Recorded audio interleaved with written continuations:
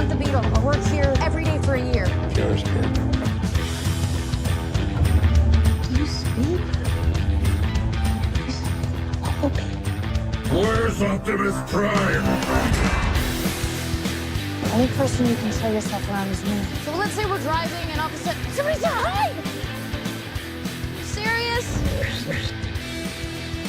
Let me see if I can fix it. And pray this message finds you. Our war rages on. Right, welcome everyone. This is episode 52 of the Comics in Motion podcast.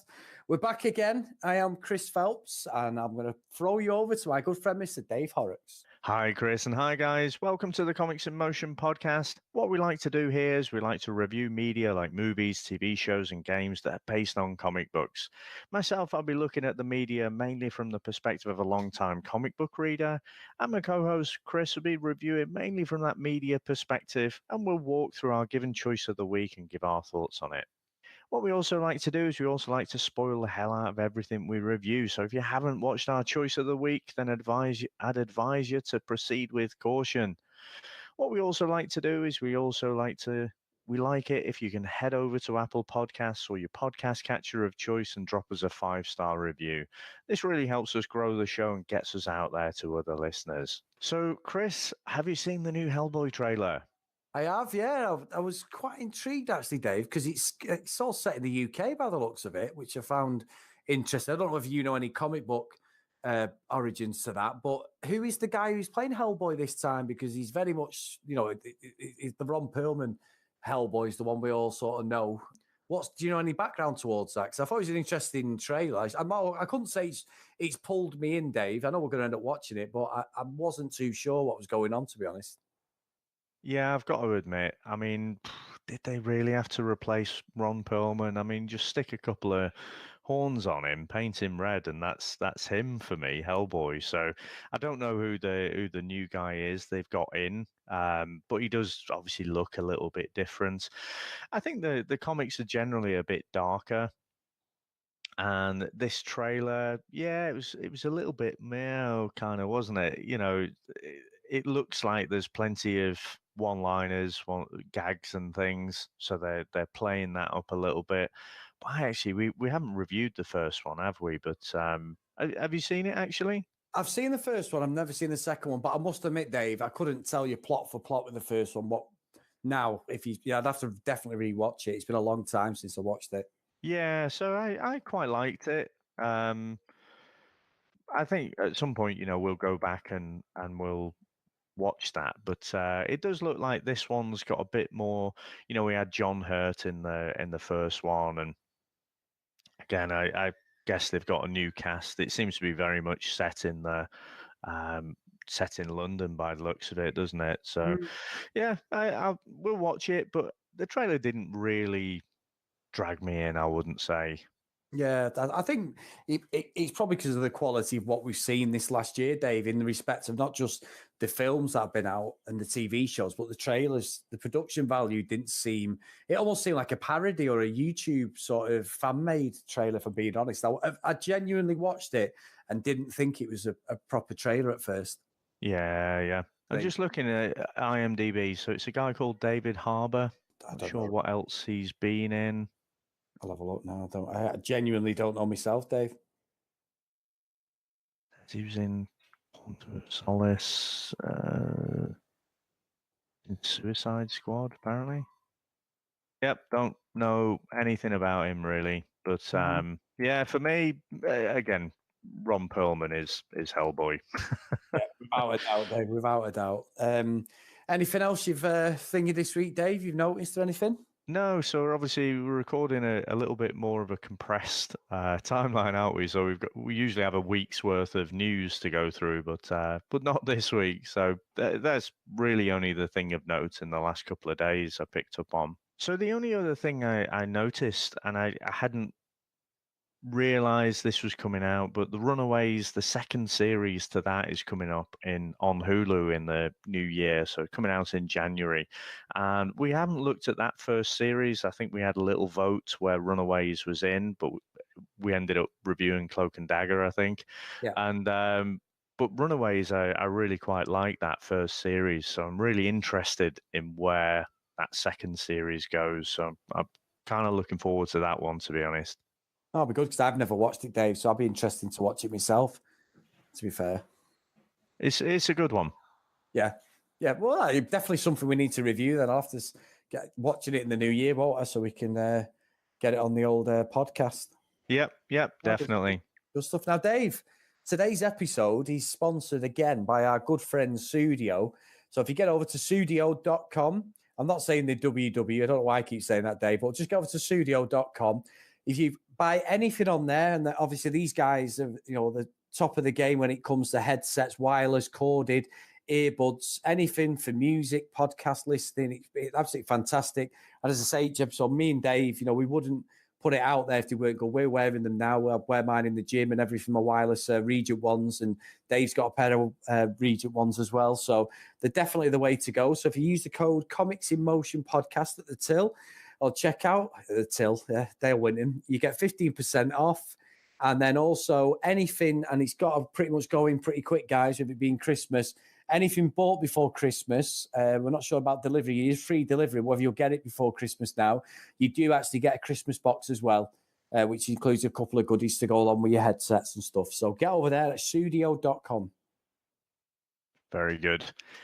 Maybe you should throw in the song every now and then. Sudio. Yeah. I've got to give you credit on that. Brilliant. So just want to give a shout out to the comicsbolt.com as well. So if you want to get up to date with all the latest comic news and reviews, then head across there. And Chris and I are the movie reviewers for that as well, just to be transparent about it. Also want to give a quick shout out as well to the Britpodscene. So that's a collection of independent British podcasts, and we haven't done this for a couple of episodes, but I just want to throw out there a little plug for one of the other podcasts. In a world of wonder. See? That's my feet! And horror. The military advise that the flesh-eating pigeons can only be stopped by destroying the brainstem, and that they do not poop. That makes no sense. Why did they do that? One podcast fights the forces of evil. The new and improved diabolical disintegrating death ray! Triumphs over adversity. Now, I'm not sure how to pronounce this word. And brings hope, Live your life. joy, and silliness. Perfectly normal. That podcast is Release the That's painful. Clown. Coming to ears near your head now. Release the Clown sketch comedy podcast on Podbean, iTunes, YouTube, Spotify, and all reputable platforms. Oh, this is most pleasing. Yes, quite marvelous. So, Dave, do you want to tell everyone what we're reviewing today and give us some comic background, please? Yeah, so again, as we like to do occasionally, we like to cheat a little bit. So usually we'll go through media that's based on comic books, but this one has a comic book connection without being directly based. So we wanted to go and review the Bumblebee movie that's just come out. Good stuff. So what have we got for us today then, Dave? So, in terms of the comics connection, so Transformers debuted in the comics as part of Marvel back in 1984. And originally, they were going to just release a 4-issue miniseries. So you remember when we went through the Star Wars comics, and then so obviously Star Wars did debut in the movies, but they did have, as part of that whole promotion, they had a comics line under Marvel as well. So they were going to do that with the Transformers, but it ended up being so popular that it got to the 4th issue, or before the 4th issue was printed. And they basically said, you know what, this is really popular. So they were going to put a close on it at issue 4. But instead, they decided to introduce a hangover, a cliffhanger.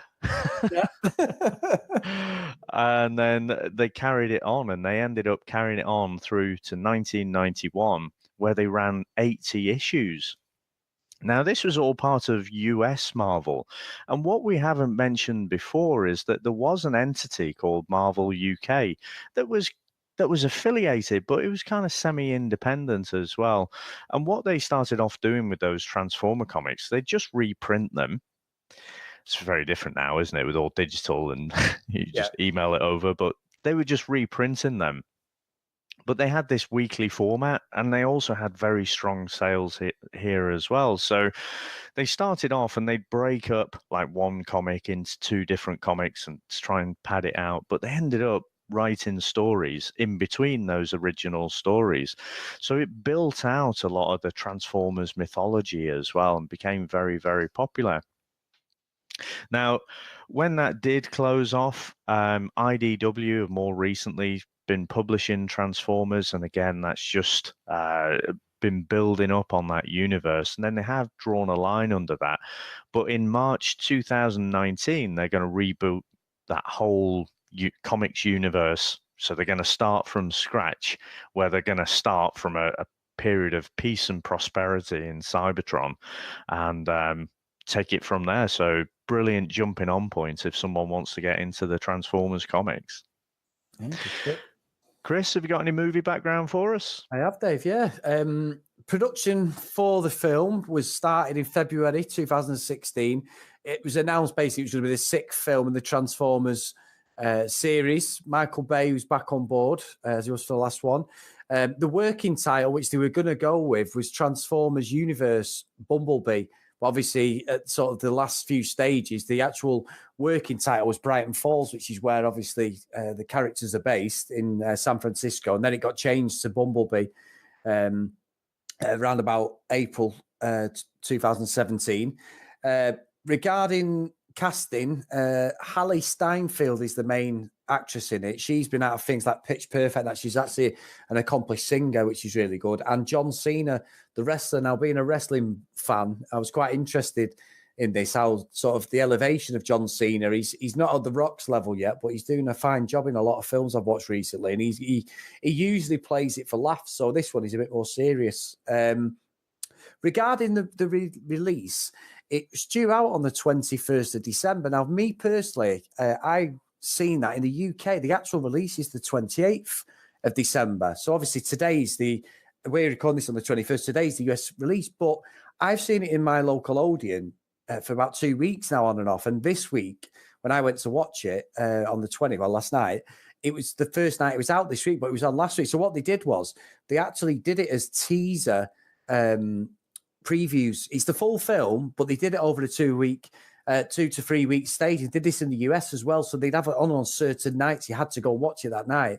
which created quite a lot of buzz actually. And already it's been popular, where the average cinema takings per showing has been about $1,500. So I'm going off the US at the moment, but this is a similar thing they did with Jumanji, the latest one with The Rock, Hotel Castlevania, and Summer Vacation, and also with Aquaman as well. So it's something they've started doing now. It's some way that increases revenue. I'll have to read up on it properly and give a bit more of a better description next time. But I've literally only just discovered this while I've been researching this, which I found quite interesting.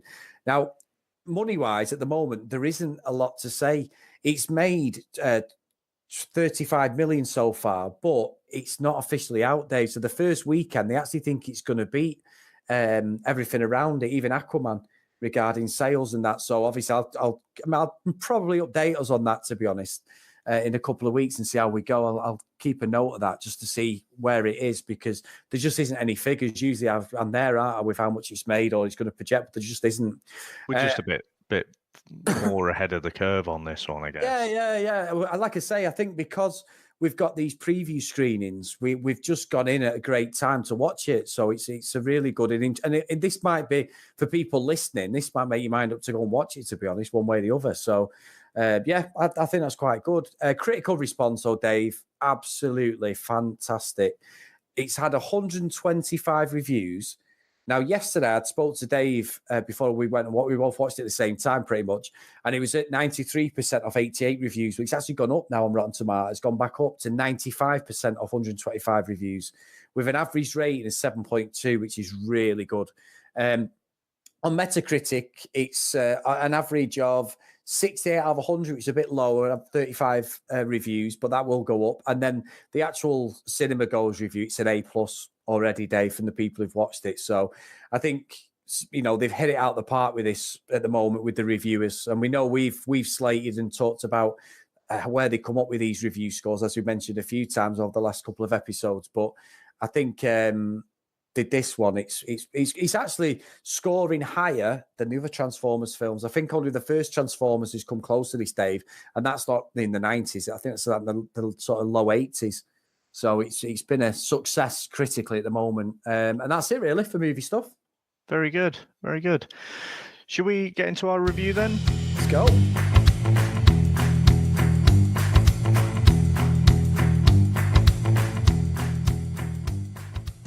Okay, so we start off, and actually we talked about the trailer, hadn't we? And actually the trailer looked great, you know, so it's not a direct correlation, is it, that the trailer looks good, so the movie's good. But what sucked me into this whole movie was just the way the robots looked. Yes. So in all of those original, let's say, the original line of the Transformers movies, it was very, very impressive. And certainly, you know, the first one I enjoyed quite a lot, but they didn't really look like the Transformers that I knew. These were straight out of the you know, those original comics and the original cartoon. And in this opening kind of war on Cybertron, there were so many of the characters, you know, and I can't remember all the names, quite honestly, but I recognized, you know, the different robots that were there. And I just thought straight away, I thought visually, this was fantastic when it drops us in on that battle. But obviously the Autobots are getting their behinds handed to them. And so it looks like they're going to have to perform a tactical retreat, and the Decepticons have taken over Cybertron. So what did you make to this opening set piece? I don't think we're going to be far off on this, Dave, by the sounds of it, because I like yourself, absolutely bought into this straight away. As soon as I saw Optimus Prime in Optimus Prime figure mode from the actual figure I had when I was a kid, and the actual cartoons, I was just like, oh, this is the Transformers film I've been waiting for since I was about 8 or 9 years old. Absolutely fantastic. And one thing I did pick up on, Dave, because the one that I love visually to look at out of all of them, you've got Bumblebee there, you've got Optimus Prime, is Soundwave. And Soundwave was the one that when we were kids, when I watched the cartoon, he had the daft like robotic voice, but he used to push the tape recorder out, which the tape recorder had turned into a dog. Yeah. And that attacks Optimus Prime. Yeah, Ravage. And I remember that one. I was like, yes, especially Soundwave looked brilliant. And one thing I picked up on watching the whole of this film, and it's pretty evident from the start, is now I have got every single Star Wars Transformers film on Blu-ray, bar the last one. The last two with Mark Wahlberg. So I've got the original sort of trilogy, you know, like came out and stuff. I've got them. And what I struggle with, and in the later ones, is when they're fighting, and I've watched it in 3D, IMAX, I've watched it in all of them, and even on standard 2D, is when they're fighting and they're sort of in battle, it's very hard to see what's actually going on in the battles because it's so quick. There's so many parts, mechanical. Don't get me wrong, from a technology point of view, it's absolutely fantastic to see that on screen. But in this one, because the colours are so vibrant and you can physically see, like, you know, I was a bit thinking we didn't see at the start of it or anything, Megatron, because he's so grey in the cartoons. But everyone else, it's so easy to depict when they're fighting and buy into him as a character. And I thought that just set the tone straight away for me. I was just like, this is absolutely brilliant. Yeah, I guess they're holding back on Megatron, aren't they? But I wonder how they're going to handle it, because you know, one of the things that always used to really bug me from the cartoons with Megatron is, you know, when he's transformed, when he's in his, like, let's say human mode, he's got on his arm a massive cannon. You know? And then when he transforms, he not only transforms, but he shrinks down to a gun. So usually like Shockwave or someone will fire it, but the gun is a lot smaller than he is. But also just the barrel is a lot smaller. So I'm like, what is the point of it? What is the point of transforming? I can get transforming into a car, into a plane, helicopter, or whatever. You've got a gun. It's right there. It's a massive cannon on your arm, and you transform into a gun. What is the point? Yeah, because obviously the Michael Bay original ones, I know this is a Michael Bay film, but he's just a plane, isn't he? Yeah. So it doesn't really look like Megatron at all. Whereas Optimus Prime, he's visually pretty close. I know he's a big truck and that, but he's a more modern version of the 1977 Peterbilt. It's called a Peterbilt truck that he is.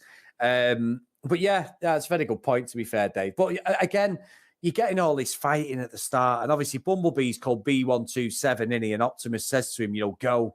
You need to go. We've got to retreat, and we need to find. Found this place, Earth, doesn't he? And sends him off very much Princess Leia at the start. It was a bit, wasn't it? Yeah. There's a couple of little Star Wars moments in here as well, isn't there? Yeah. Very, very apt to thought. And obviously, we get the fact that Bumblebee gets sent down. And basically, you've got the army fighting, which you think sort of like a covert mission, and the next minute it's a paintball exercise in it, and we get introduced to John Cena. Now, Dave, what did you think of Mr. Cena? Well, I think we might differ here because you've got your wrestling glasses on, haven't you? And I have seen him. I think what did I see him in? He was in is it Daddy's Home?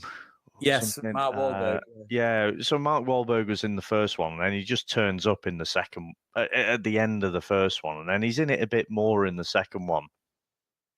And he was okay, he plays this mean and moody type bloke. But here, I just thought, and it wasn't just him. I thought whenever there were any kind of bits with the army, it was hammed up to the max. I wouldn't have been surprised if the Hoff had walked in there, as a general. It was that hammed up, and it just threw me a little bit throughout the movie. I thought there were, there was the action scenes. There were some real kind of tender moments. There was some real, lump in the throat type moments. I thought as well. Yeah. But when the army were on the screen, it was just like it changed, and it wasn't really a GI Joe. These weren't your highly trained specialist military. It was just they were a bunch of goofballs. Like I wouldn't tell him that myself, but Oh no. But yeah, I can see that. I think I have an investment in John Cena, not just because of the rest. We watch all the reality stuff, as you know. I absolutely love reality stuff besides the comics and the films and stuff. Me and Sam will just sit there, and then we watch a lot of the WWE thing called the Bellas and the Divas, which is all, it's all premeditated nonsense, but he is a good guy, and he works very hard. So I think you're probably right. I see it from a totally different perspective, because I've had more of an investment in him as a person for a long time, because hard work pays up overall, I think. And I think that's why he's getting these roles now. But yeah, no, I can see that, Dave. I can genuinely see it. And obviously, they're doing this thing. There's a bit of interaction with one of his buddies. He ties him up, doesn't he? Like he gets him in a trap, and and there's quite a funny bit though when he's shooting him with the paintball. I was quite laughing at that, actually, Dave. His mate's upside down. Yeah, I thought that was quite funny. At this very opening scene with the training exercise, it's not really hammed up at this point. I don't think it's just later on where I think it gets particularly hammy. Yeah, it does. Spider Hammy, Dave, or what? Yeah, Spider Ham. Peter Porker. So they're having a bit of interaction. They look up in the sky, and there's this big fireball coming down, and it's like jump, and a few of them obviously get taken out, and John Cena's on the floor, his mate's gone, and it's Bumblebee.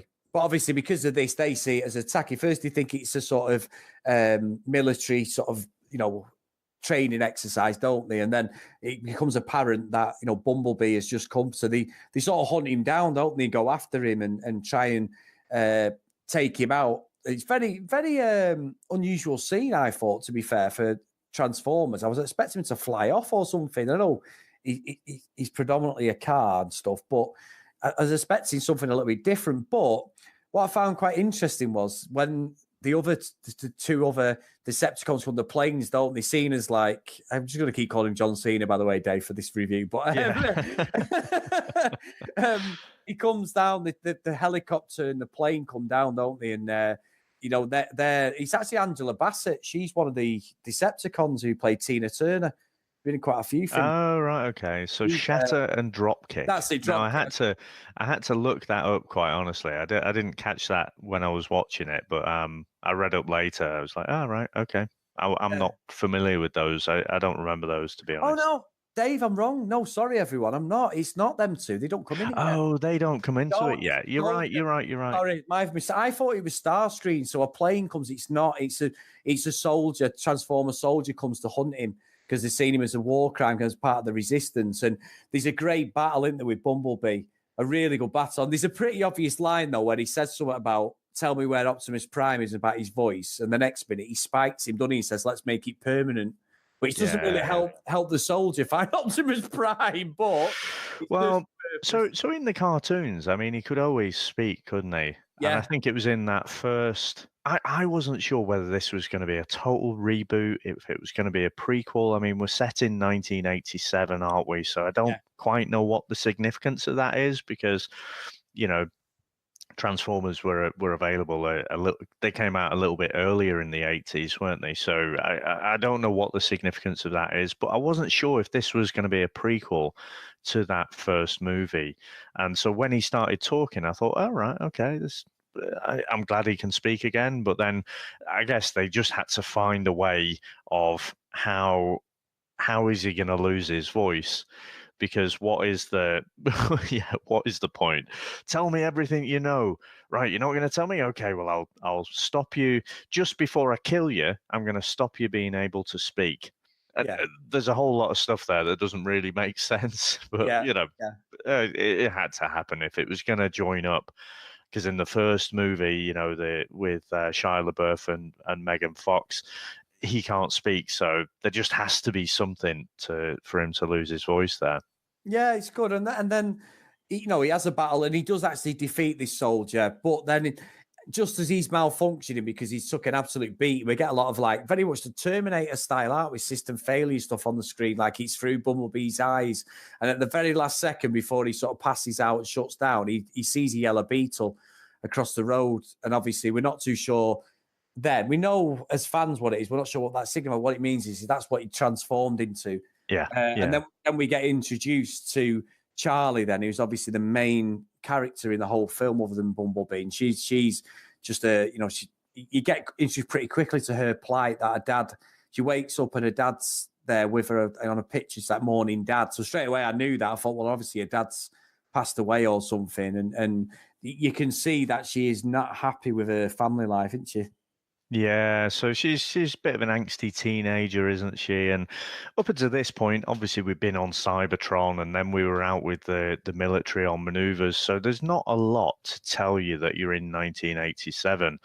But the fact that she's listening to the Smiths there, she's got, kind of the outfit and all the, she's got little posters in and around her. I've just got to say, I thought the music in this was absolutely brilliant.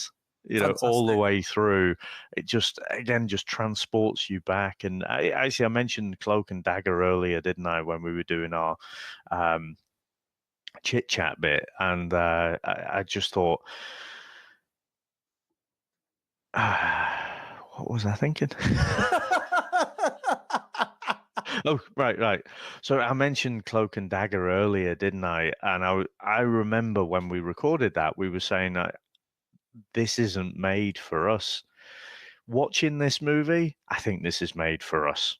Yes. Made exactly for us. All of the music, all of the retro callbacks and everything, the way the robots looked. I think they might have just made this movie for me and you. I must admit, Dave, I am brimming from ear to ear when I'm watching it. There was so many, and Sam's the same. I mean, like I'm 40 now. Sam's 6 years older than me, so she was well into this music in the 80s. I'm sure she'll be delighted for you to put that down on a recording.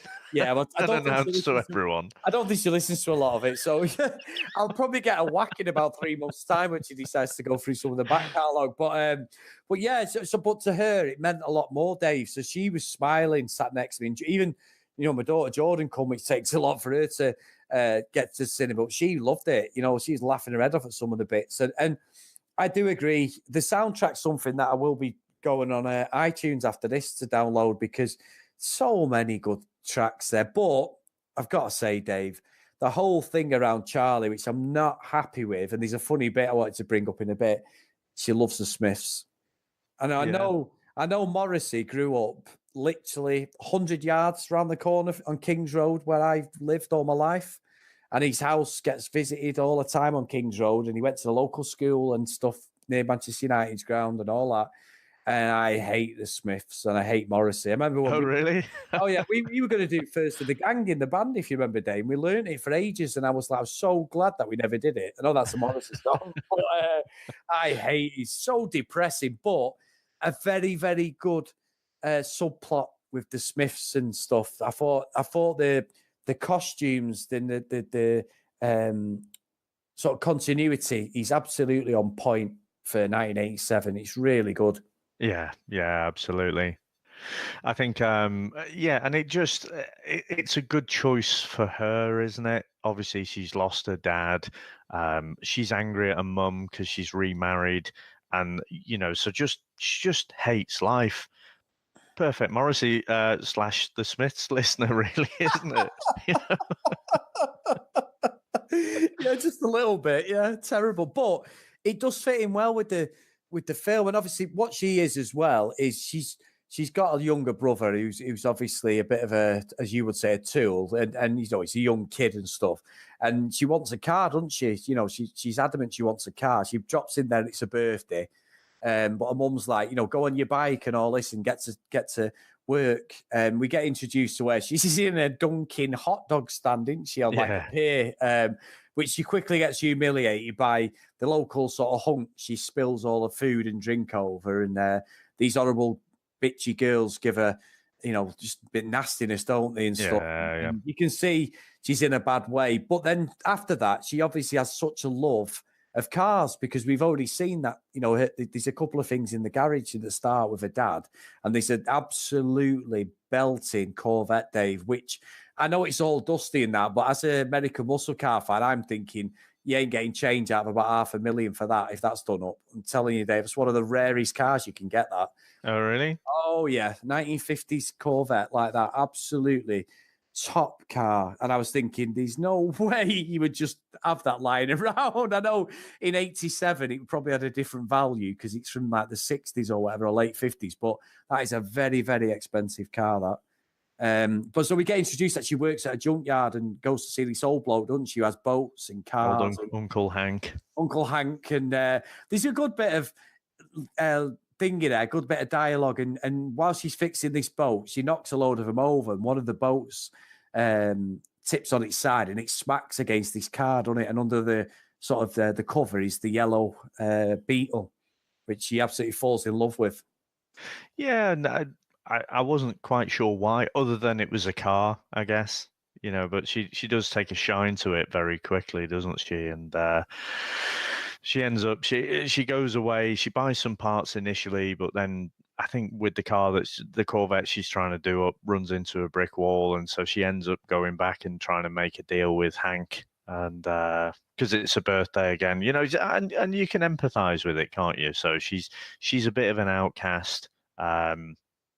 The local kind of tools, the mean kids at school, they never actually get their comeuppance, do they? I thought quite a lot of the tone of the movie was a bit 80s as well, just in the whole way it flowed, but they never got their comeuppance. So, that was the bit that I was hoping they would. But yeah, of course you'd want a car, wouldn't you? You want to have your independence. So she makes a deal with Hank. She can get it started, she can drive out on it, and it's her uncle, but he's like, that's a bit of a death trap, isn't it? Have fun. which is which is nice of him. Yeah, but I mean, it is good, and she brings Bumblebee back into the house, goes to bed, and she her mum. She goes to bed, gets up, and her mum's like, "Where have you got that car from?" But by this point, sorry, that's it. Sorry, her mum's. She goes in the next day, and she's trying to fix him, and his arm falls down, doesn't he, under the car? Yeah. And then she's like, "What's going on here?" And I'd seen this in the trailer. She gets the little trolley thing, the brace trolley, to go underneath, and then as she looks up, he opens his eyes, doesn't he, and transforms around. Yeah. Which is brilliant. But then a mum sort of like comes in, and at the last second, he transforms back. Then she's like, "Where have you got that car from?" And she's like, "Oh, Uncle Hank." Deaf, because there's a bit of a thing with her tone with her mum, isn't there? Like she's just given her a flowery like bicycle helmet. She's on a bit of a moped, isn't she? And she's always gone on about safety. She's like, it's a death trap and all this, but there's some great interactions between her and Bumblebee now, isn't there? Absolutely brilliant, Dave. Yeah, so I mean, he's come around, hasn't he? So not just his voice box has been damaged, but his memory banks have been damaged as well. So he kind of doesn't know where he is. He kind of, when he comes around, he's almost like a frightened little puppy, isn't he?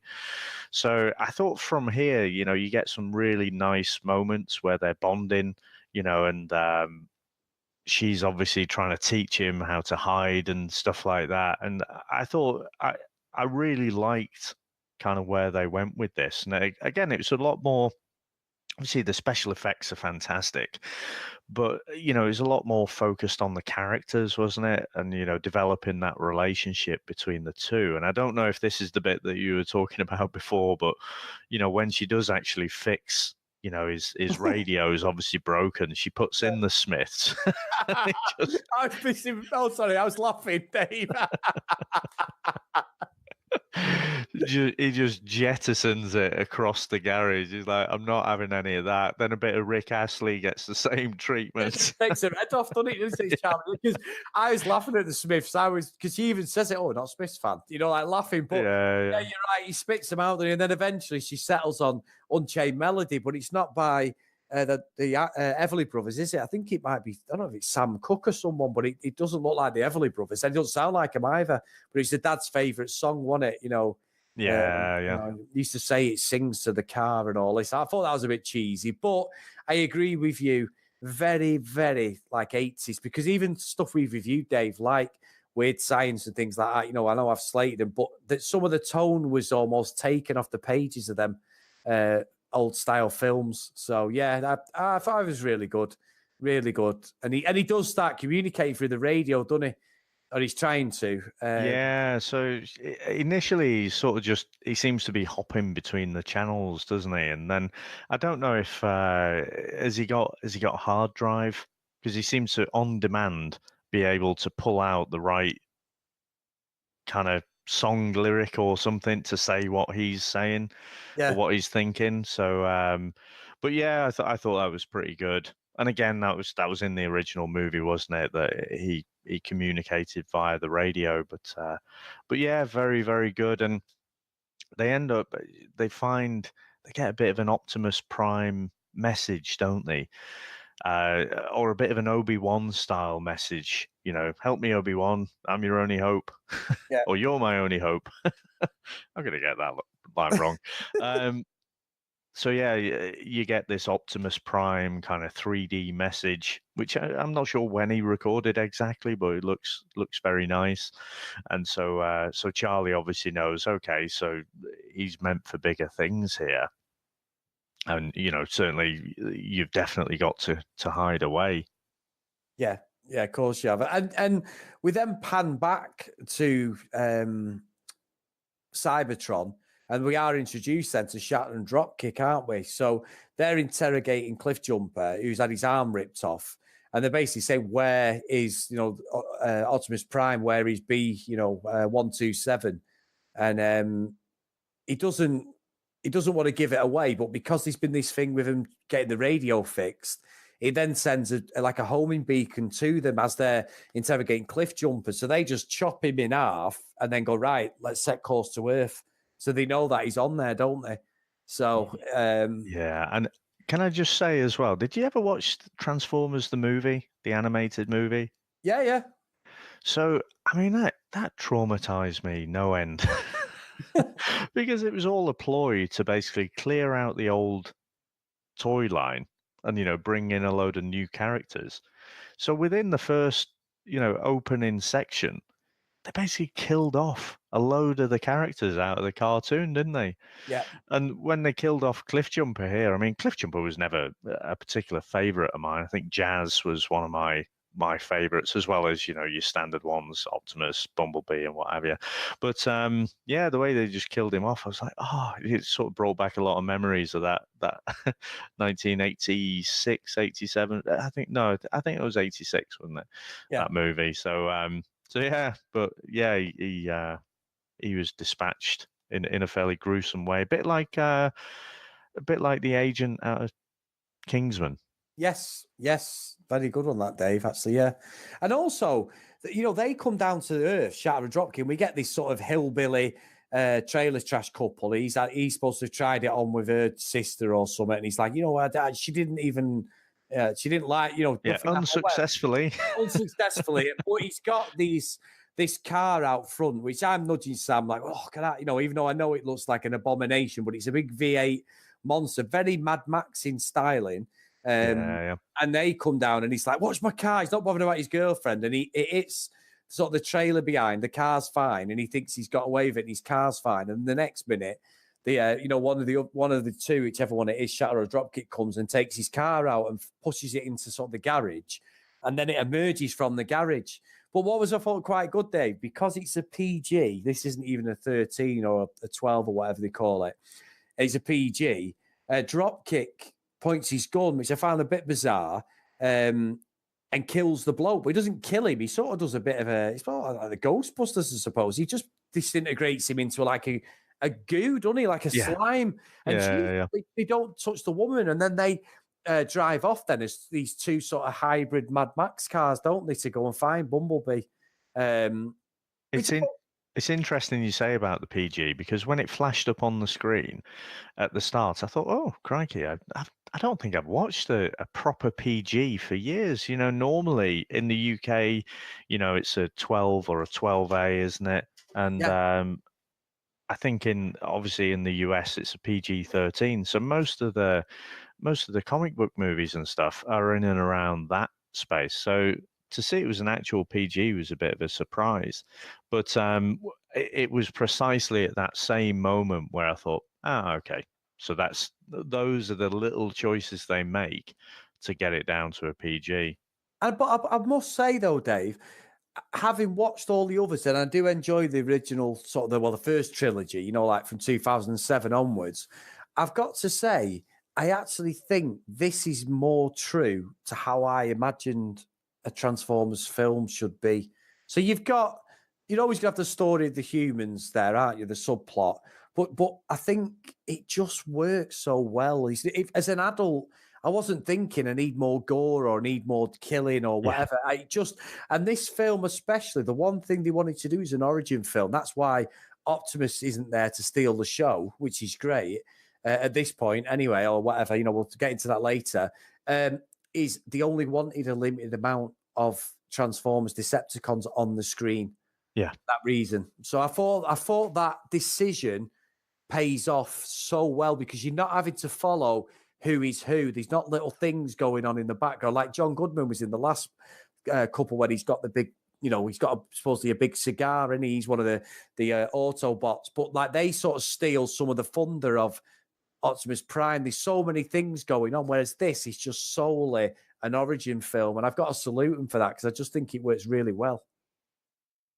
Yeah, absolutely, and we'll get to our reviews at the end, but for me again, I think this movie's made for us. If you're a fan of those original cartoons and comics, you would love this movie.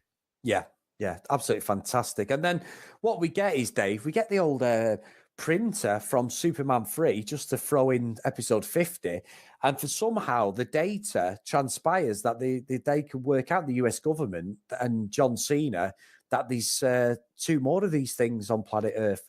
And how that works, I do not know. But this sort of load of printing on a paper like we used to have at school years ago, it's just like, all right, fair enough. Your But dot matrix printers. yeah, but they decide then to meet up. And I tell you what, Dave, I don't know about you. Did this not remind you of Man of Steel when they handed Superman over to General Zod, or when when Superman met the army in the middle, you know, before they arrested him and stuff? It just reminded me of that. I guess I didn't think of that before you've just said it just now, but I guess the color scheme, the camera shots and everything, I guess it is similar. You know, you're meeting in the middle of the desert essentially. Yeah, it's like a meeting of the minds in it, sort of thing. But yeah, it was good. And but then obviously, Sorry, can I just say? Oh no, actually no, I won't. I'll keep my powder dry. Go ahead. yeah, no. What I was going to say is, I thought the way the Decepticons turned and were like pretending to be good guys, and then you actually see Dropkick get to one knee and go, "How embarrassing!" You know, because they're pretending to be friends of like the Earth, aren't they? Diplomats or something. Yeah, they're painting Bumblebee to be like a war criminal, aren't they? And they've got to rescue it, get him and stuff to protect Earth, and they're double dipping the humans, aren't they, to get the information? But then we get introduced to this must be where the internet come from, Dave. Forget what happened in the 90s or late 80s when something similar. The Decepticons basically create the internet using all the satellite and the information the US Army have got. Yeah, and just in case we don't pick up on that, they spell it out for us with a bit of dialogue as well, don't they? They're creating like a world wide web or something. So I thought that was a little bit cheesy, but yeah, and I thought not only the way the Decepticons, you know, there's just when the army are on screen for me, it's just all gets a little bit goofy, but. Again, it's a kids' movie, I guess, and I can forgive it for that. But I do like John Cena's line where he just says, "But they're called Decepticons." So kind of calling it out almost, but it's like, no, for the story, we'll go along and we'll give them access to all our military satellites. You know, even though these are just robotic aliens that have just turned up. Yeah, very good actually. And like you say, it's just thrown in your face with that. Because that guy's what's he called? He's like the one he's convincing the government, isn't he? Powell. They keep calling him Human Powell, don't they? Decepticons and that, you know. And it's one of them where they're creating this thing, but they actually say he's gone offline. B127's actually gone offline, don't we? And so they don't find him initially. And what happens is we get this very much slapstick that we wish the start of Superman 3 had, because it's a slapstick scene with Bumblebee where he goes into Charlie's house, doesn't he? And we get this whole thing where he just wrecks the house, but it's really funny. And when he's falling over things, the dog's there just looking at like, what are you doing? Every time, you know, he's spilling coffee everywhere. He's ripping this. He sits on the sofa and it smashes, but it's all done for laughs, but it's all done really well. And then we get the fact that he decides then to put his finger in the electricity socket. Yeah, that's what reveals his position to the 2 Decepticons for him to come and sort of hunt him down, don't they? But I actually thought that was pretty funny. Me and Sam and John were actually laughing at some of the bits in that. Yeah, and I'd taken the kids along to watch it, and again, there's lots in this movie for us, you know, and our age group, but also the kids just love stuff like this. And my little lad, he was just laughing his head off, you know, proper belly laugh at some of the things that were going on here. Yeah, it was good. It was good. Like you say, Dave, he's very clever directing and writing as well, because it doesn't need to be. There's no innuendo jokes jokes like the previous stuff to get the adults on side. Yeah, it's a family film in some respects. And just technically though, just how they've made that, you know, that calamity happen, you know, and again, the special effects are just so great. you know. Yeah, really good, really good. And then what we get then is he wrecks the house. Charlie comes back, but in the meantime, he's been taken, hasn't he, Bumblebee? And basically, Charlie and Memo, which I thought was a bit of a weird name, which is a friend. He's the neighbour, isn't he? The young lad who's obviously got a bit of a crush on her. Yeah. They go after them basically to save Bumblebee, don't they? Because the army have got him with the two Decepticons. But we get a very much. I know I'm a massive Lethal Weapon fan, but it reminded me of Lethal Weapon. The way the two Decepticons had him strung up, Bumblebee. I don't know if I remember. Mel Gibson, but Powell's there watching, and they're absolutely just giving him. It's like when you watch these scenes where they just torture someone, they're just cracking him in the stomach, the face, aren't they? Yeah. Where's Optimus Prime? I must admit that was a little bit. I thought out of context to the film, but not bad. I enjoyed the scene, but it was very much because Bumblebee's got no memory. They're just torturing him. They don't realise, do they, that he's basically he has no memory of what's going on. Yeah. It is a little bit brutal, isn't it? I guess because it's transformed cars, it makes it okay. But I guess you're thinking back to Lethal Weapon when they have the same scene pretty much. Is an 18, isn't it? Or yeah. So I guess I didn't think of it before you said it there, but now you say it, it is a little bit much, isn't it? Yeah. Because like you say, it's not as if he's holding out. No, he doesn't have any memory of it. No, and then Dropkick then just he gets egged on a bit, but he then basically kills Bumblebee, doesn't he? Just shoots him right in the face. And Charlie and Memo are there. Like I say, Memo is the weirdest name I've ever known. I don't know where Memo or Mimo. Mimo. Even then, it doesn't. I've never heard that in the 80s. I don't know where that's come from. But Mimo, and but to be fair to Charlie, she's a mastermind that she can actually break into a military base with just a pair of bolt cutters. So she cuts the fence, no one sees her, and goes straight into the room where Bumblebee's getting tortured. Now that's a little bit convenient, Dave. I think there's lots, isn't there? I mean, the old Powell, when he sees what's going on, rather than sneak off and make a call, he's just stood right there, making a call. So you know exactly what's going to happen at that point. But yeah, I think there's a few bits here where you just have to suspend disbelief, don't you? Yeah. I like that. That's your line, that Dave. Suspend disbelief. I love that. No, you're right. You're so right. You think about it too much, you drive you crazy. But he's good. It all segues in with the film. It's not something I'm tearing holes in it going, it's rubbish. It's not. It's just little things you see as we review, but get great. And then he's left for dead. They go off. Well, the key bit here, though, is that he has his little Obi-Wan moment again.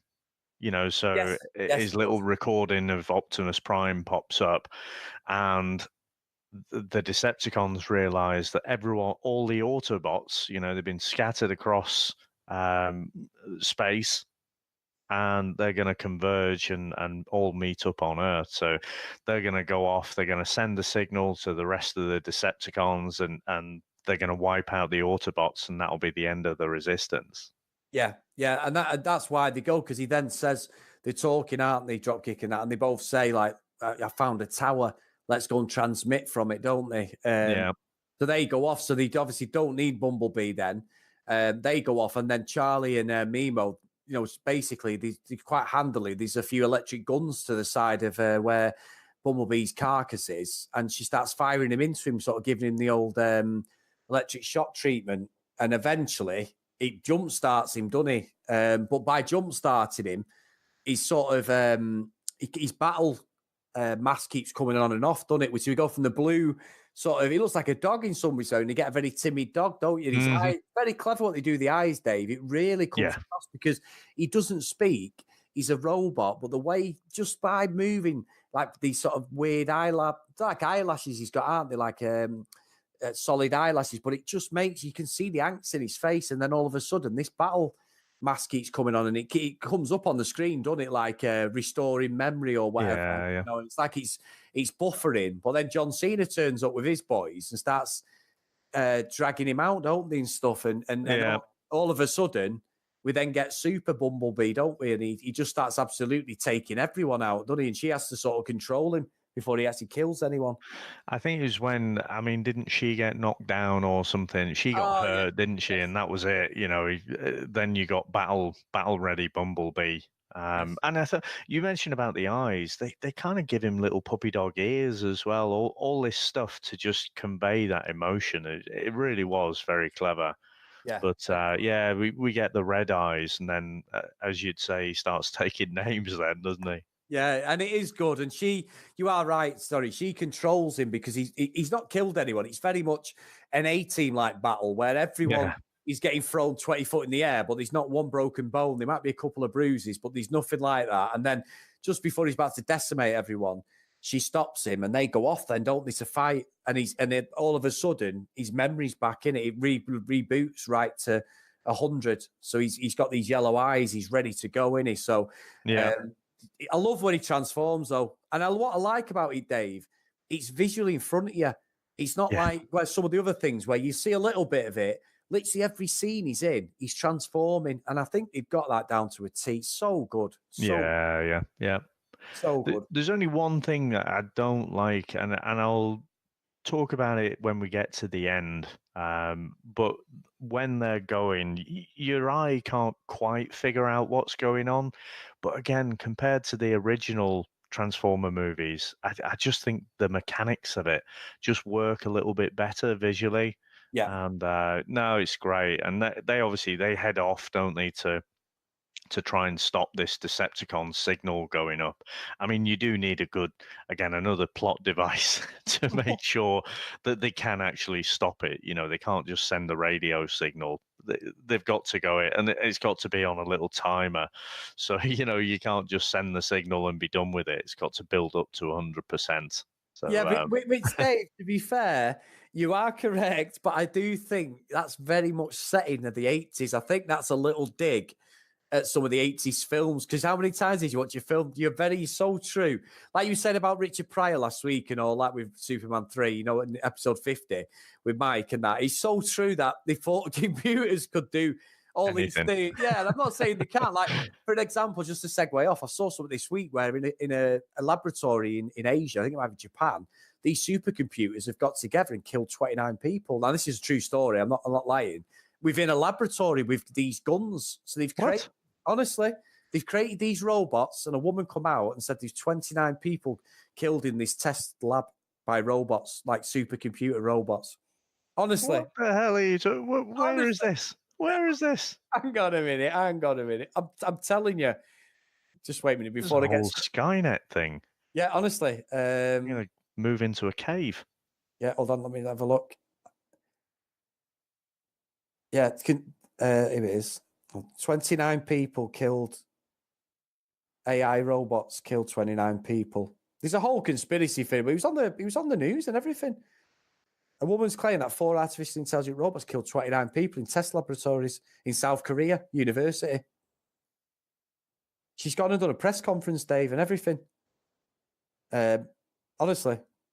Right, I'm going to read up on this after the after the podcast, but that's rather concerning. Like I say, a whole Skynet thing. Yeah, but genuinely, it's very similar situation. So I like that. I do think it's an 80s thing, though, Dave. I do. I just think it just fit with the film. It's like they've gone modern in a lot of things they've done, but they've kept it to that 80s belief in things. Tropes. Yeah. So, yeah, very, very good. But, yeah, so they go off. And then what we get is, you know, Ron, who's a stepdad, who's a bit of a, you know, I suppose they call him a dork in the 80s. Let's stick to that one, Dave, or a dweeb, I suppose, if we're going all down that route. But he's absolutely, you know, just a clown in here, buffoon. And next minute, he's gone all Chevy Chase in his... Chevy Chase? Not Chevy. Chevy, yeah, literally Chevy Chase. Yeah, we're going cars here, Dave. Chevy Chase, that's a Lampoons. He's got his wagon there. It's a proper National Lampoons car, isn't it? It is. National Lampoons shot Lethal Weapon 2 at the start. I know Miggs and Murtaugh are driving his wife's car at the start of it when they're against the South Africans with the Krugerrand and stuff. And that's like a joke in Lethal Weapon 2. But I just reminded me that, and it is the Chevy Chase one, National Lampoon's Wally World. And the next minute, that can actually outpace army trucks and everything. Yeah. But Ron has then got his inner self, and what I loved was, which is you totally watching this going, there's no way he's going to be able to do it, but all of a sudden, just to sort of make you believe it, he goes, I've seen it in Miami Vice, because he sort of causes an accident when about 5 cars don't hit him. They all miss him or stop within an inch of the car. The only car that hits Summit goes over them, doesn't it, Dave? And what I thought was funny, that bit, though, that he's a brother who's become a bit of an ally for Charlie and Mimo, because she's like, you don't tell Mom, but she gets it out of him, he's like, that is awesome, and then throws up all over him. Hold on. So you can't miss the good 80s vocabulary there. I remember it explicitly because he goes, that was radical. Yeah. Wow, I've not heard that for years. Sorry, yeah, you're right. And then he throws up everywhere, doesn't he? And yeah. But yeah, Ron redeemed himself, because then Charlie, who's had an absolute disdain for him all the way through the film because it's not a dad, actually looks in the rearview mirror of Bumblebee and goes, well, way to go, Ron. Great driving or whatever. And I quite liked Ron. I know he's played to be a bit of a tool. And when he handed her the book on, how to smile, I thought actually, I think for my kids, I'm gonna do something like that at some point when they're teenagers. Because I think what it was with Ron is he's obviously someone who's never had kids, and that's he's portrayed. Yeah, he's got in with this woman who's a nurse, who's obviously a kids are teenagers. They've just recently lost the dad and stuff, and he hasn't got a clue, has he? So basically, he's like thinking smile, and he thinks he's doing a great thing, and obviously Charlie's this will change your life. You're an idiot, but it's actually really funny, Dave. That's really funny. I'm looking at Jordan, my daughter, who's like just turned 18, and I'm looking down the line because Sam sat next to me, and it's Jordan, and me and Sam looked at each other and went, it's Jordan. You know what I mean? Especially in the morning, it is. Anyway, we're laughing at it. Yeah. Sam went to Jordan, I'm going to get you that book. She's like, get lost, leave me alone. I bet there's more than a few parents who are thinking about that as well. But yeah, I think Ron redeems himself really well. He's a very, very likable character, to be honest. Really good guy. He looks like he'd fit in well in the, I don't know, Horrible Bosses or The Hangover or something like that, doesn't he? Yeah, but he's got a very current beard. I'll give him that. Very 2018 style beard.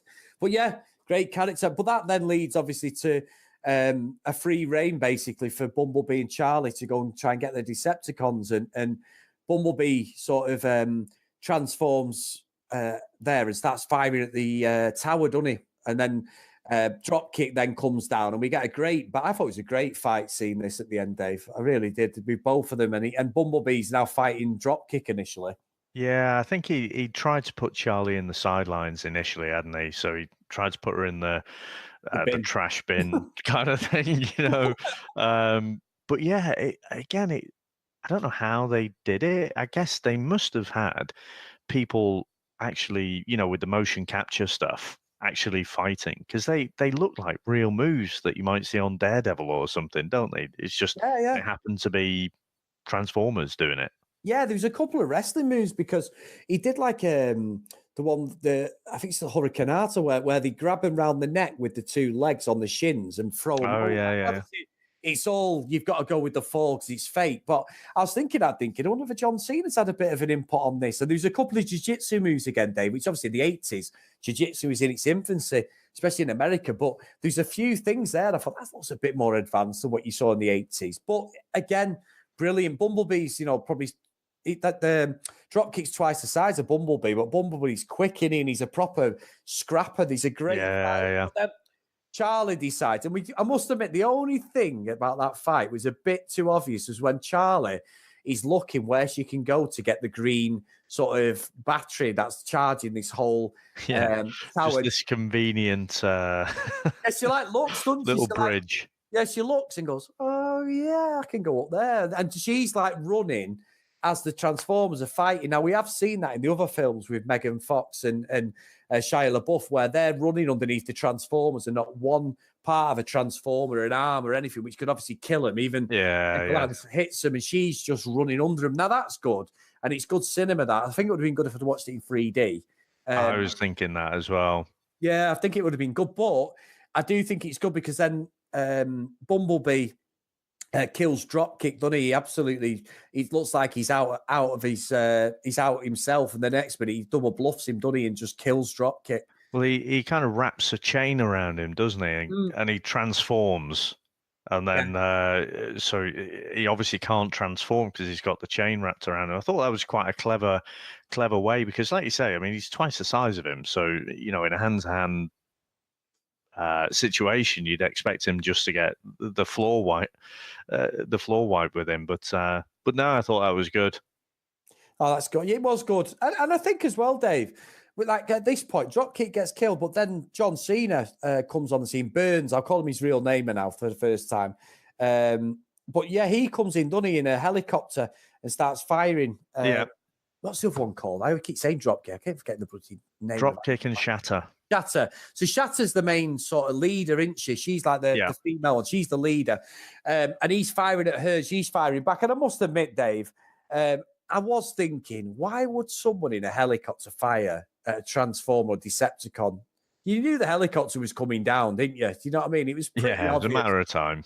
Yeah, and he's sort of saving her off because she sees Charlie as well, Shatter, and she's sort of firing down at her. But then the helicopter takes a rocket, spins out of control, and then we get a bit of redemption, then a bit of Burns is about to die, Cena, but then Bumblebee saves him.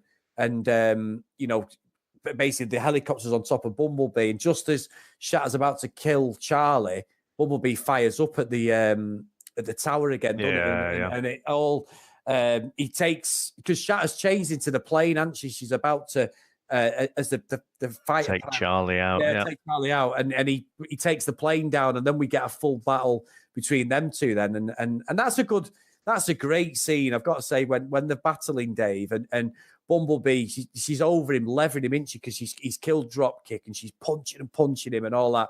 And he fires up, and you're thinking he's going to fire at the tower, but he fires at this, because they're on like a dam, aren't they? And he fires at the dam, and the water comes with a massive container ship. Yeah. I thought that visually, that looked really good, really good. It was good that he knew it was there, but they say, you'll kill us both. Yeah. Well, fortunately, conveniently, it kills Shatter, but not Bumblebee. And of course, Charlie gets to do a dive as well. Yeah, she hadn't dived since her dad died. No, we didn't mention that before. You're right. Charlie is a champion diver. When Bumblebee's in the house and she's training him earlier, he's got videos and he's putting videos on.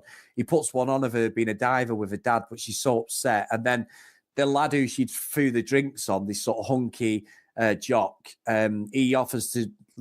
They go to like a cliff-based sort of meme out, and he says jump off, and she bottles it, doesn't she? Because obviously it reminds her of her dad. So there was always going to be a point where that happened. I did think, like you said, she'd get revenge on the bullies and she'd go to the cliff at the end when everything's calmed down and jump off or something. But obviously it was for this bit. I don't think it was necessarily needed because Bumblebee wasn't really in trouble, I don't think, Dave.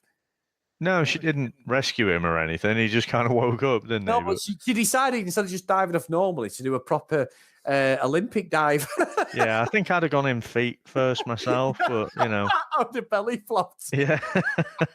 I can't dive to save my life, Dave, so I would have gone I would have took my feet, would have took a pasting, I think. But yeah, she ends up on the seabed, on the bottom of this sort of little river thing or this dam, doesn't she? And with Bumblebee, and she can hold her breath for some time, and they they get each other up, don't they, and stuff. Which is he was quite far down, wasn't he? Yeah, and there's a ship there as well because the ship is above him. It's just killed Shatter. So interesting little bit that at the end, but it doesn't. It's all part of the film, and it's all part of that bond between the two characters. And John Cena. Then there's a lovely scene actually with John Cena where they're walking off, Bumblebee and Charlie, and Cena sort of stops him, doesn't he? And he's like, I must admit, Dave, I know you're going to call him on this, and I've got to hold my hands up and say it was cheeseball. Cena says to Bumblebee as they're going, he says to them both, you need to go, they'll be here soon. So there's like a bit of respect. One, because he saved him. He realizes he's not the enemy. But then when he salutes at him, I was like, oh my God. No, leading up to the salute, though, I thought that was some of his best acting. That it wasn't hammed up, but then the salute was a bit over the top. But I loved that that Bumblebee, we'd got a few callbacks to the Breakfast Club, hadn't we? Yes. You know, he'd been watching that, and then you had the Simple Minds, Don't You Forget About Me. And so instead of saluting him back, he just gives a fist in the air like the end of the Breakfast Club. I thought, oh, brilliant. Yeah, it was. He was really good, really good. And you know, she goes back. She says to Bumblebee, doesn't she? She goes on like over the bridge, San Francisco Bridge, I suppose, and the Golden Gate Bridge. The Golden Gate Bridge, and she's talking to me saying, you know, you need to go, and other people need you. And I absolutely bought into this because obviously the Shia LaBeouf, as American, as I keep saying it, American muscle car fan, Shia LaBeouf Bumblebee is a Camaro, which is the first time in anything other than the cartoons he's never been a Beetle. That's what Bumblebee had always been.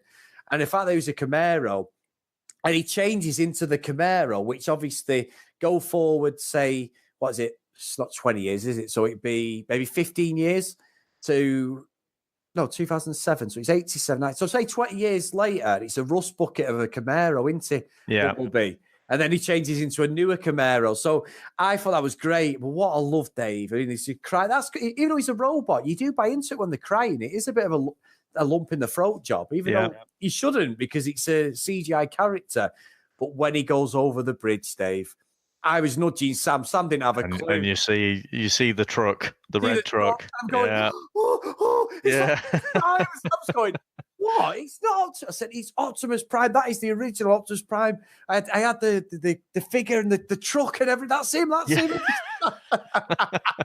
She's telling me to shut up, Dave. Well, she was actually like sort of swearing at me, tell me to F up sort of thing. But yeah, brilliant. And that was great because the one thing I didn't want, as much as I wanted to see Optimus Prime in it, I also thought if Bumblebee didn't take out them two characters and he relied on Optimus coming down with the boys and taking them out, it would have cheapened him as a character and the film. So I was really happy that they left him to save the day. I really was. I thought it would have.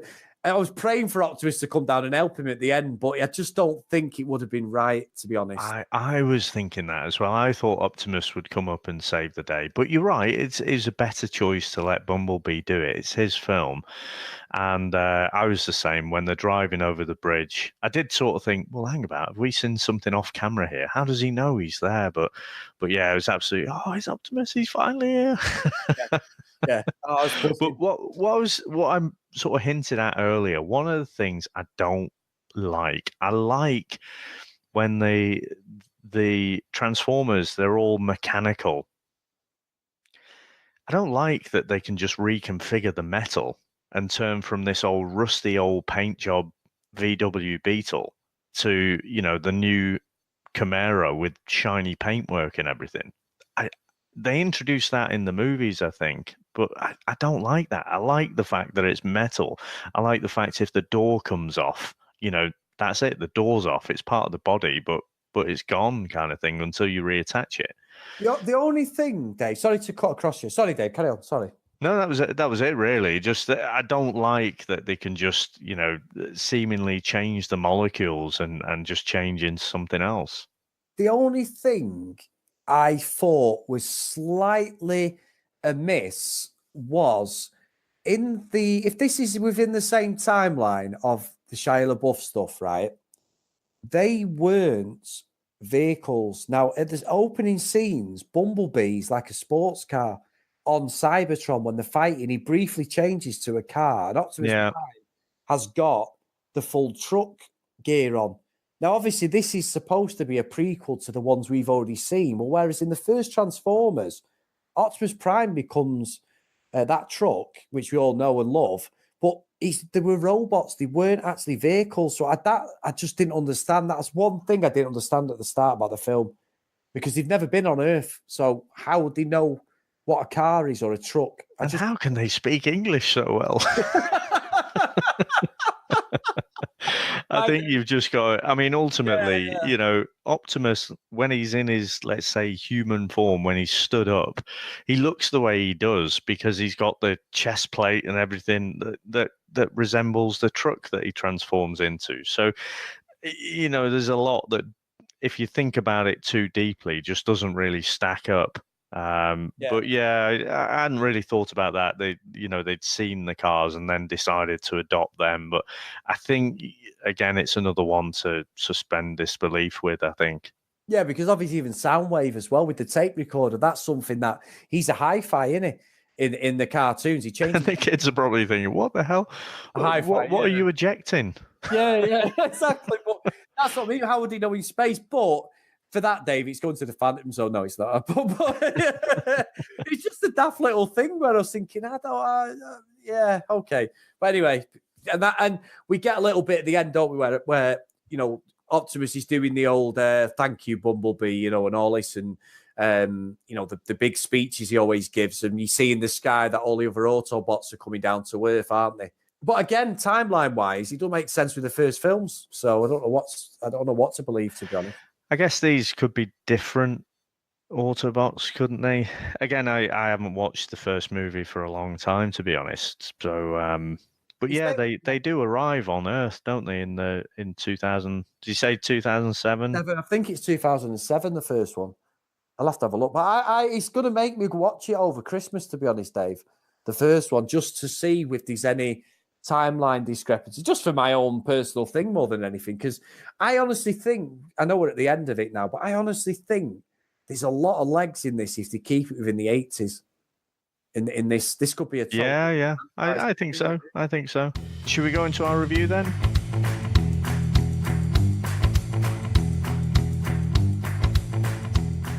Right, Dave. So I believe it's your turn this episode, so I'll let you go first if that's okay, mate. Yep, it is me this week. So what I would say is, from the trailers, going into it, I knew this movie was coming out, but I'd kind of not really been that enthusiastic about the Transformers franchise in the movies. Kind of seen it all before, these big Michael Bay kind of action movies, prioritizing special effects over any kind of story. The trailers absolutely sucked me in because the design of the robots, was very much taken from the original toys and cartoons and comics. And so I was bought in from that. What really surprised me, though, was how much of a character-driven story it was. And all of the music as well was, pluck those nostalgia strings for me, to be honest, and I thought it just made for a really fun, charming movie. And I just think, for me, I was umming and ahhing because we sent Spider-Man to Asgard last week, and I was thinking, wow, can we just keep sending things? Can we keep giving something the top marks?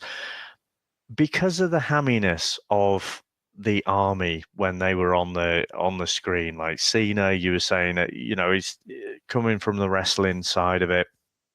You probably warmed to him a little bit more than I do. I just thought it was incredibly hammy, and I was thinking, maybe I could send this to Atlantis, but then again, there's so many fun bits.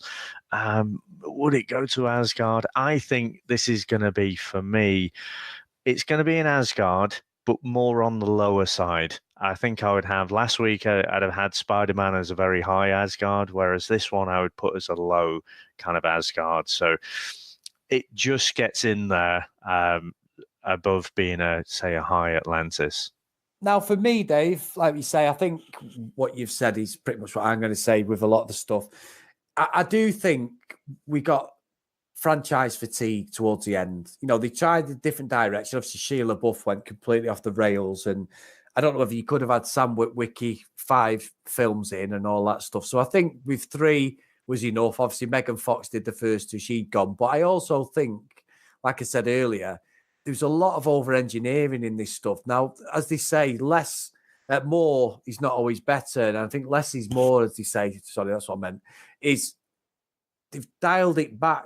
One, with the interaction of the Transformers on the screen, and the fact that, like I say, there's not as many moving parts. You can actually distinguish between who's fighting. There's a lot of scenes in, especially the later Transformers films, where like Optimus Prime's fighting Megatron. You can't even tell who's fighting who, or he's fighting Starscream. Well, Starscream to me is always a white plane with red decals. You can always tell in the cartoon, stuff like that. In the films, there's just too much going on.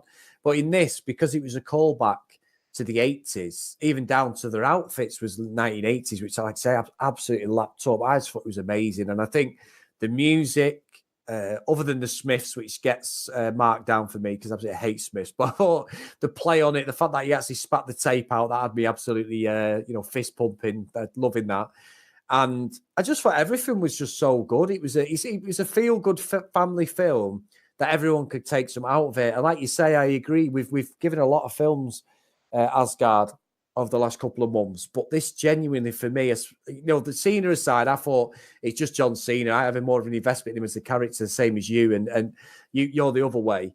It didn't make any difference other than the cheesy salute at the end. I absolutely love it, and I actually think I love Spider-Man Into the Spider-Verse. I absolutely did. I thought it's a great. I'm going to buy it, but this is definitely going in my Transformers collection. I'm going to have to buy the other two shonky ones pretty soon, actually, even though I'm not big fans of him. But this, for me, is absolutely fantastic. And this is higher Asgard for me, Dave. I think it's absolutely brilliant. I think it's not as up there. Avengers is still my favourite film of the year, but I think this actually now is probably my second best film of the year and probably the second best thing I've reviewed. Wow. I think it's a really great point, though, isn't it? That it's a great family movie. I mean, if you've got younger kids, there's a couple of moments of swearing, isn't there? And again, my little lad thought was hilarious. Just particular, just before John Cena is about to get squished by Bumblebee, he thought that was hilarious. But even like the Marvel movies and stuff, they're PG-13/12 in the UK. So there's a few little bits in there. This is just a great family movie. Yeah, it is. It's really good, and I recommend it for anybody to go and watch it. It's good, really good. So no, a brilliant episode, Dave, and a great thing to review again. You'll have to give us a Dave Horrocks pull out of the bag piece of trash, Dave. We've got to have something that's a back episode because we've been watching some cracking films, which is great, but for a bit of I suppose continuity in some respect, we need to watch a classic, Dave. If you can beat that Fantastic Four and Ed the Duck, Howard the Duck. Yeah, one of the films we reviewed a couple of months ago, Spawn, is getting its episode 1000 of the comics, which some are saying, could be a collector's edition or whatever. But yeah, I just thought I'd bring it in there. And I believe Todd McFarlane's gone. The funding has been okayed for the film with Jamie Foxx as well. So that's going to be pretty good. So we'll stay tuned on that. We should hear somewhere hopefully next year when they start pre-production. They can't be up to 1,000 yet. I'm sure. Oh, David, wait a minute. So Action Comics, the Superman Action Comics only got to 1,000 last year. Hold on. I thought Spawn was somewhere around 300 or something like that. Hold on. I could be coming with some absolute. This is why you do the comic stuff. Hold on. All right, okay. So Dave, I may have been 600 off with my estimation there. Chris Phelps, roving reporter. Anyway, the idea is correct. This is why I do the movie background, Dave. I saw it on Twitter the other day and I thought, I'll have to bring it up if you'd not seen it. So apologies, everyone. I am the movie buff. That's my get out of jail card. Maybe I should have researched it before I said it. But yes, anyway, they have had the funding for the film as well. So that sounds really interesting. He said there's going to be an announcement in January. So I'm quite very good.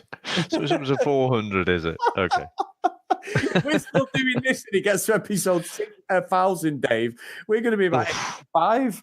Yeah. So apologies, everyone. I can only apologise. But yes, so Dave, have you got any plugs for us this week? I do. I would like to plug the Grassroots Coachcast. So that's where myself and my co-host Ben, we talk about coaching youth football or soccer and all of the challenges that go with that. So go ahead across if you're coaching kids at any sport, I guess. A lot of the themes that we touch on are very similar as well. How about yourself, Chris? Well, actually, I'm going to plug this podcast, Dave, because I know we're going to plug a couple of others. But just in case anyone's listening, you want to get over to Twitter and get involved in our social media stuff. It's at Comics in Motion P. And get over, and myself and Dave police that anyway every day. So get involved, and you'll actually see some of the other, like the Bolt Up on Comics, the britpodscene interactions with us, and there's a lot of different things on there that might interest you if you're in the sort of comic world domain. So get over there. Yeah, we've got the Chat Footy podcast as well, which is mine, Dave, and our good friend Ben, who does the Grassroots with Dave, talking football, Manchester United v Liverpool. So we've been very active this week. Get over to Twitter at Chat Footy.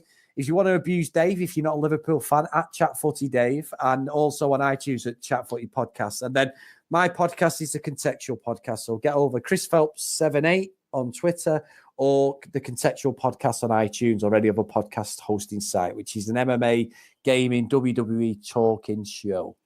And I think that's it, Dave. Yeah, very good, very good. So, one of the things that we didn't talk about is, with all these various franchises, you have different actors and different voice actors coming in, and Optimus Prime, it's just always Peter Cullen. It's always the same. So since that early 80s cartoon, Optimus Prime has always sounded the same, hasn't he? So the only way I can finish this off is to say, Autobots, roll out. I was going to do that, Dave. No. Brilliant, absolutely. The criminal from our world is hiding on yours. Our common enemy isn't found. We'll burn the whole planet to cinders.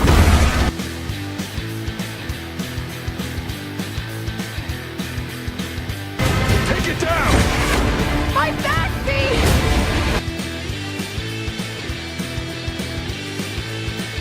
B-127. You must protect Earth and its people. Thank you. Run! Do not run! She ran.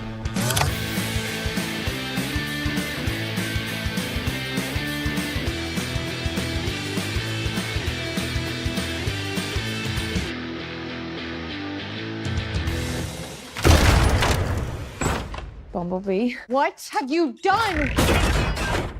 I am so screwed.